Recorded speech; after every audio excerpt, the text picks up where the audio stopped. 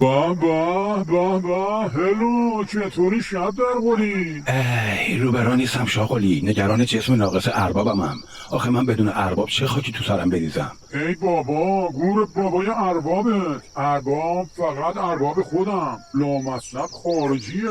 همه رو ول کن، فقط تیپشو بچسب. ارباب تو شست پای ارباب منم نیست. ارباب من ساده زیسته، همیشه برام روزه میخونه، آزارش به مورچه هم نمیرسه.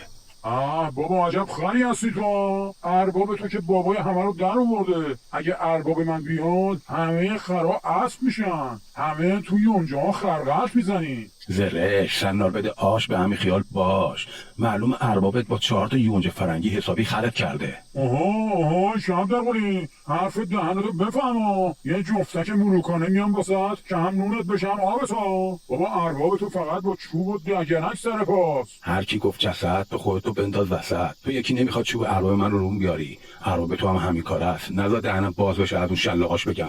بارو همون. آره اربابم شلاق میزنه، خوب میکنه که میزنه. اگه نزنه که ما خرا کار نمیکنیم که. اصلا ارباب واسه همین درست کردن که ما رو بزنه. راست میگی دادا، تا نباشد چوب تر فرمان نگیرد گاو و خر. ببین میگم شب در قولی، الان که خوب فکر کنم میبینم اربابای ما با هم رفیقن، عین همن. حالا که اینطوریه ناقلا چرا ما با هم رفیق نباشیم ها؟ راست میگی ها، دو جورش یه جوره. اصلا اربابه، ارباب من و تو نداره که.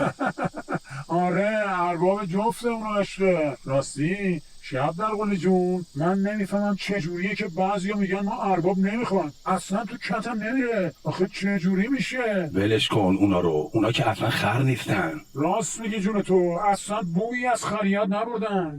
بیا بریم یونجه رو بزنیم به بدن، واسه اربابامون ارعر کنیم.